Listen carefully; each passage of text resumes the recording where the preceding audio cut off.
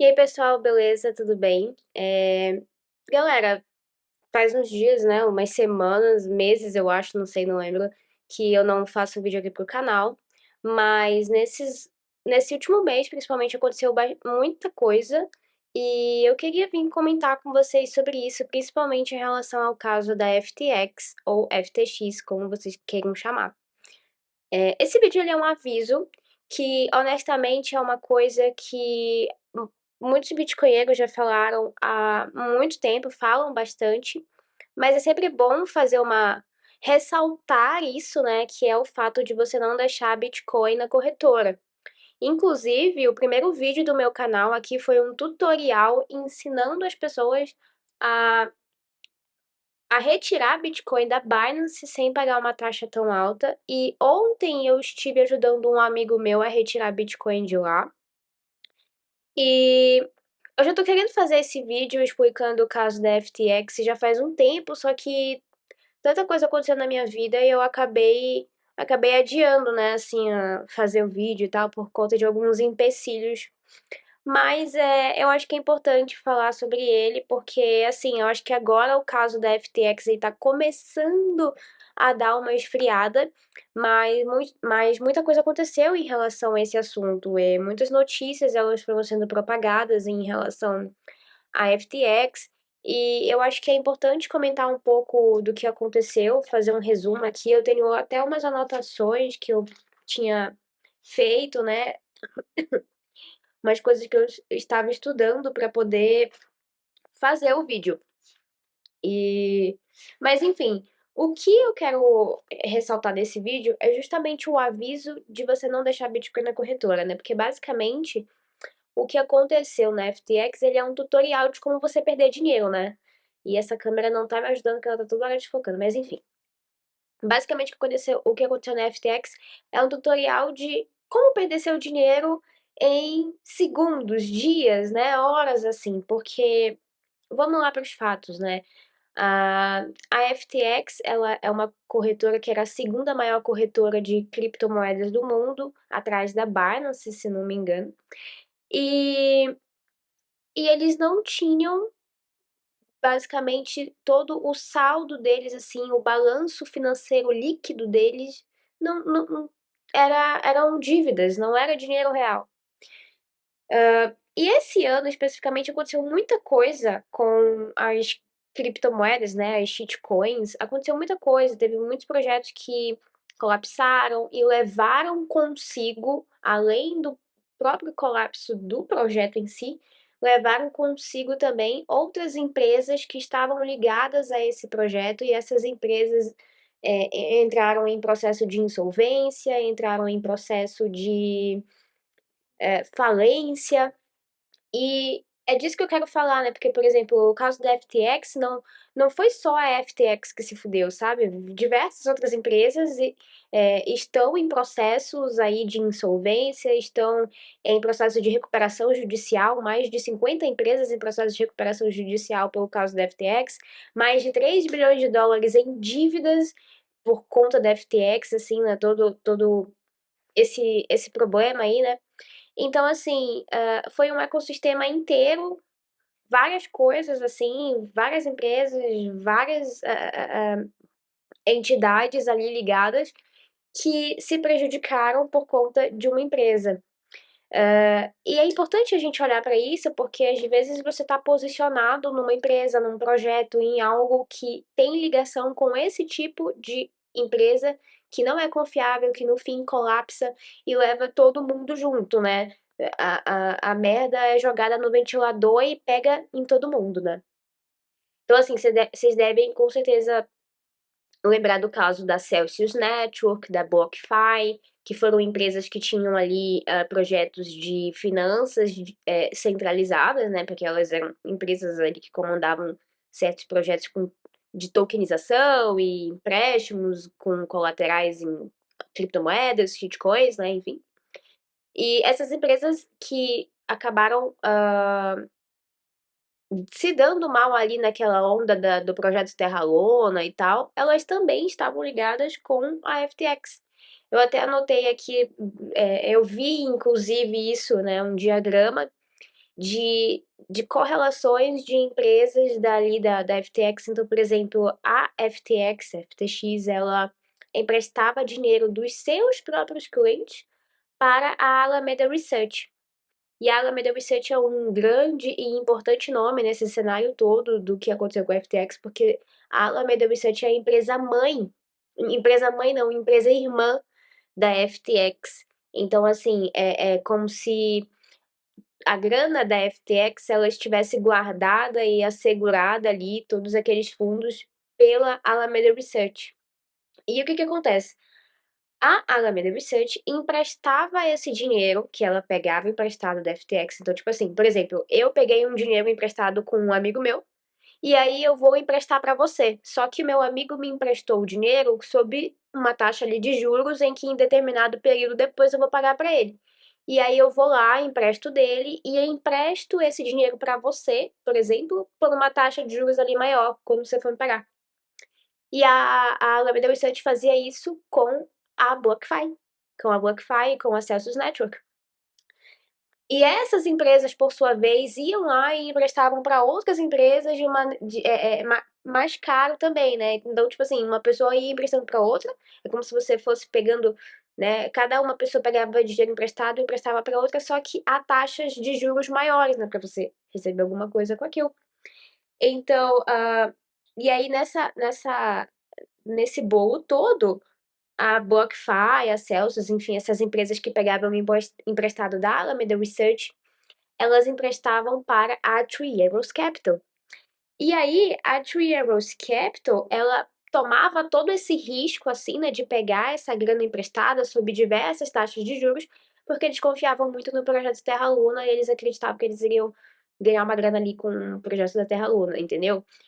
Só que no fim, quando o projeto Terra Luna quebrou, né, quando esse projeto quebrou e levou a Celsius Network junto, né, quando teve todo o caso ali da Celsius Network, todas as empresas, basicamente era uma cadeia ali que tinha se formado, uma cadeia de empréstimos, todas as empresas se ferraram, e aí, no final das contas, o que sobrou? A Alameda Research devendo a FTX.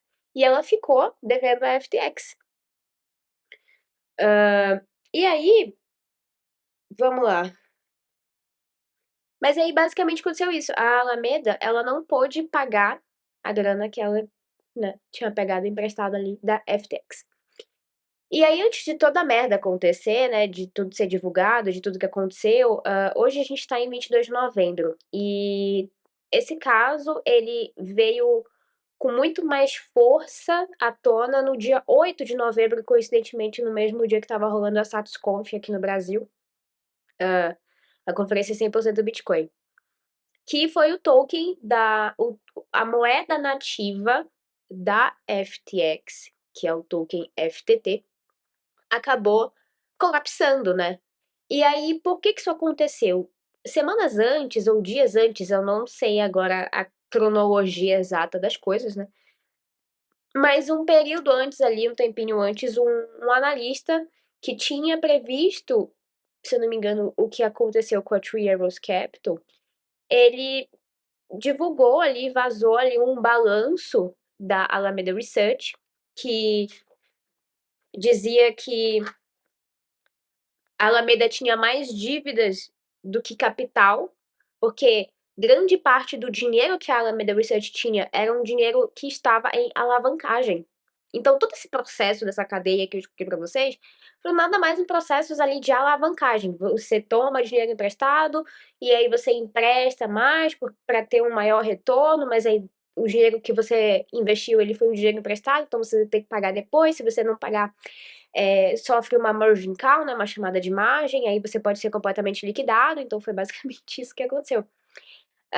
E aí, o que acontece? Ele divulgou ali um balanço da Alameda Research dizendo que eles tinham mais dívida do que grana de fato, que grande parte desse valor patrimonial do balanço líquido financeiro deles estava na moeda nativa da FTX, que é o FTT.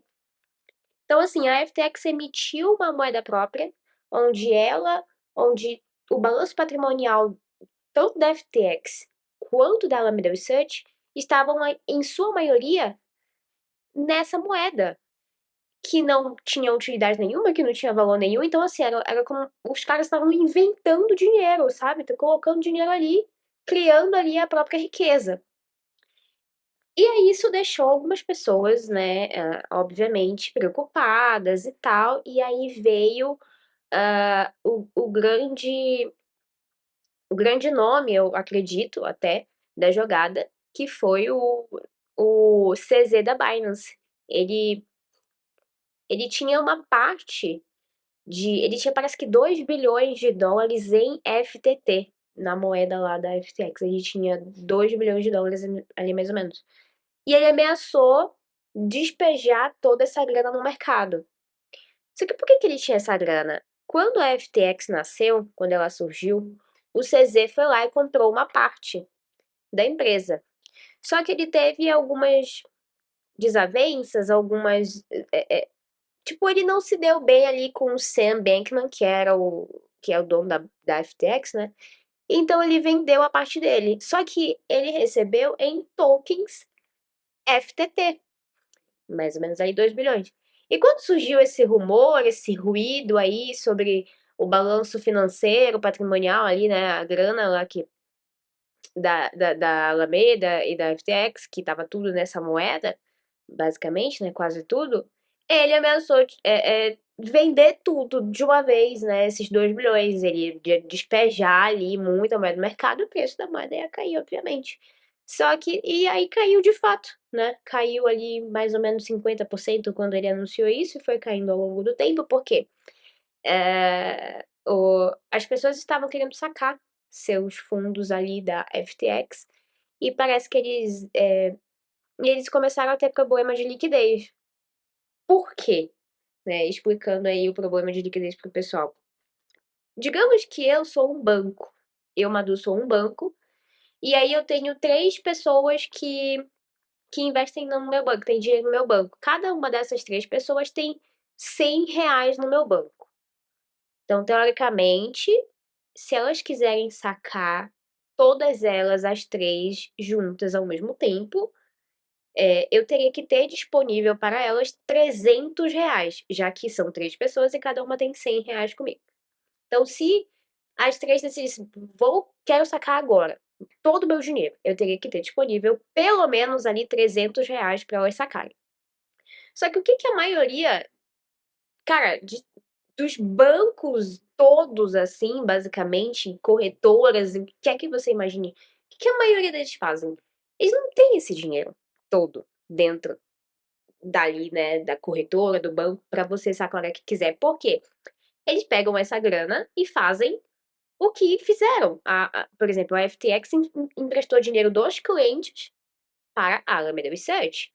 Então, tipo, imagina, eu sou um banco, tenho R$ 300 ali, né, comigo, só que desses R$ 300, eu vou pegar R$ 200 e aí eu vou emprestar para uma outra entidade, cobrando taxas maiores, porque daí eu vou recebendo com isso e tal, fazendo ali um processo de alavancagem, para eu ganhar mais no fim das contas. Só que eu não tô usando dinheiro meu, eu tô usando o dinheiro dos meus clientes. E agora meus clientes querem sacar esse dinheiro, porque eles estão precisando, ou eles estão vendo que vai dar merda, e eu não tenho agora o dinheiro para eles sacarem. Então o que eu vou fazer? Eu vou impedir os saques, já que eu não tenho dinheiro pra vocês sacarem, ninguém vai sacar mais nessa merda. E aí então eles começaram a ter esses problemas ali de liquidez e tal, teve gente que não tava conseguindo sacar, teve bloqueio de saques, uma maracutaia aí.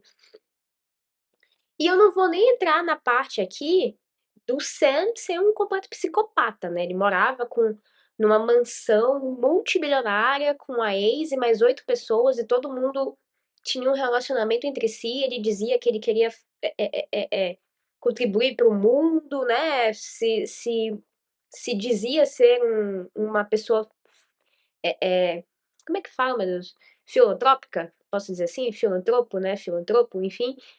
Mas não era nada disso. O cara era rico pra caralho, enganava todo mundo, né? Porque pegou dinheiro dos próprios clientes pra comprar mansão, pra fazer empréstimo, pra não sei o quê, pra blá blá blá. E no fim das contas todo mundo se fudeu. E então, assim, fora essa psicopatia do Sam, aconteceu tudo isso. Basicamente, o resumo da ópera é que o cara enganava os clientes, pegava o dinheiro das pessoas e fazia o que ele quisesse. E aí deu toda a maracutaia ali de que depois o Sam ficou tão na merda, né, que ele pediu ajuda pro CZ da Binance. CZ da Binance falou que ia tentar ajudar, ia ajudar comprando a FTX para que os clientes não ficassem prejudicados.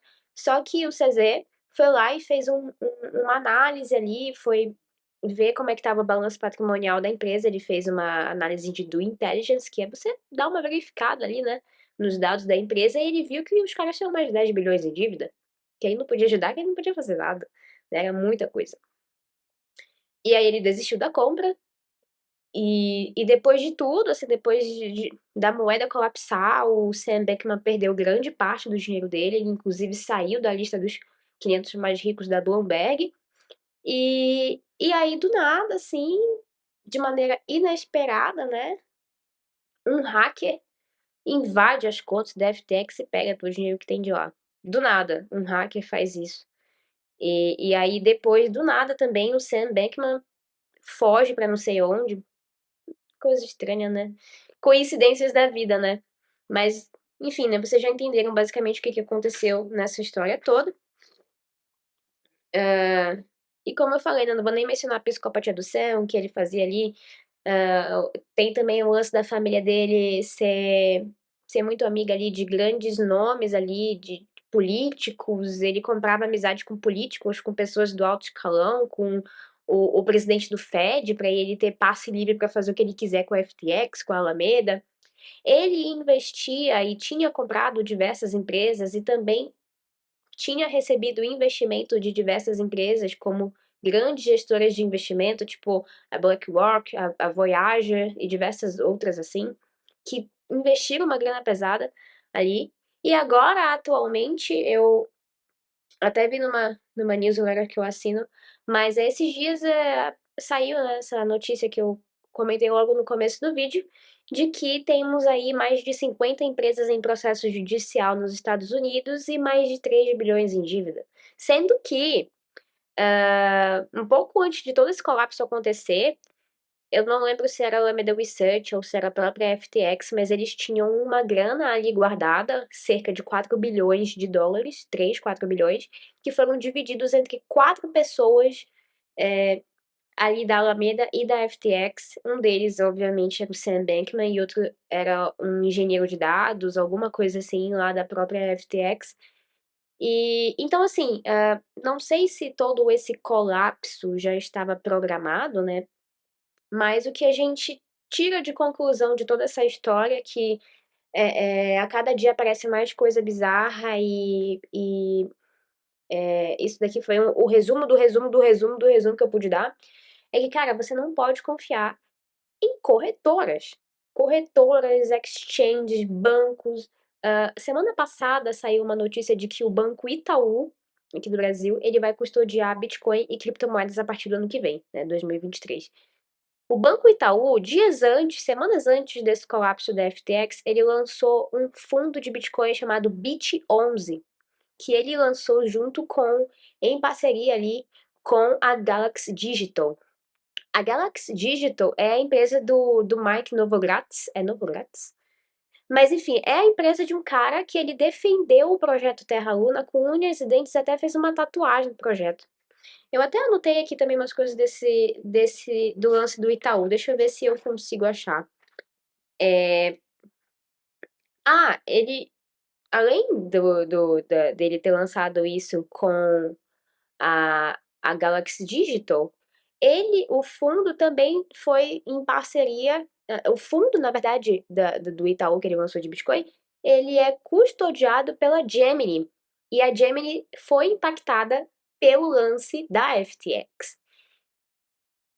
Então, assim, e depois de todo esse colapso, depois de tudo que aconteceu, nessa semana do anúncio do Itaú de que eles iriam custodiar Bitcoin e criptos, a Gemini parece que teve um problema ali no suporte, ali na plataforma deles, eles tiveram que impedir saques, mas depois foi tudo resolvido. Como eles tiveram esses problemas, aí o Itaú disse, não, agora a gente vai custodiar. O Itaú, mano, vai fazer igual o Nubank tá vendendo Bitcoin agora, se todo mundo quiser. Primeiro que ninguém pode sacar Bitcoin do Nubank agora, e isso já remete para você o que eu falei com vocês antes, de que os bancos eles pegam a grana de vocês para fazer o que eles quiserem, né? Para investir em outras coisas, em outras entidades, assim, emprestar. Então, primeiro, para começar, se você tem Bitcoin no Nubank, você nem tem, tá? Porque ele não deixa nem você sacar. Se ele pelo menos deixasse você sacar, aí você já poderia pelo menos, né, achar que poderia ter alguma coisa lá dentro. Só que, tá, daí depois eles vão liberar o saque, por exemplo, né? Digamos que eles liberem. Será que eles vão ter mesmo essa grana, esses bitcoins todos que eles falam que eles têm para que todo mundo que queira sacar possa sacar de lá de dentro? E o Itaú, será que vai ser a mesma coisa? Como é que o Itaú faz uma, ah, uma parceria com empresas que estão em processos assim, ou estiveram em processos de colapso? A Gemini, tudo bem, a gente viu que o processo dela foi mais recente por conta da FTX. Mas a Galaxy Digital foi uma empresa cujo dono apoiou com unhas e dentes do projeto Terra Luna, eles também acabaram se prejudicando por isso. Então, então assim, como é que eles se apoiam nessas empresas, entendeu? Esse é o grande problema, assim, que eu percebo que muitas pessoas que estão dentro do mundo, mercado cripto, né? Eu odeio essa palavra, eu odeio esse termo. Elas acham legal empresas tradicionais, bancos e tudo mais, começarem a oferecer soluções em Bitcoin, em criptos, enfim. Porque eles falam que aumenta a adoção. Eu acho que a adoção é um ponto muito importante que a gente deve se enfocar, né? Realmente, a gente precisa que as pessoas adotem cada vez mais, só que puta que pariu! Não por um Nubank da vida, não por um Itaú da vida, né? O Bitcoin ele tem um objetivo completamente diferente, completamente oposto do que essas instituições tradicionais têm. Então, o objetivo de você levar uma pessoa a utilizar Bitcoin é para ela literalmente sair desse mundo tradicional. E como é que você vem para mim e fala que não é legal esses bancos, essas instituições oferecerem porque facilita a adoção? Que adoção? Não estão adotando nada, estão adotando um papel, um comunicado ali de que você tem Bitcoin, mas no fim das contas não tem nada. Que adoção é essa, né? A minha câmera não quer focar, mano. Mas enfim, é, então, assim, galera, tomem cuidado, tá? Com essas empresas, principalmente com essas empresas que bombam do nada. O caso da FTX, a empresa surgiu há 2, 3 anos e já valia 35 bilhões de dólares, bilhões, milhões, sei lá, não lembro. Mas eu acredito que seja bilhões.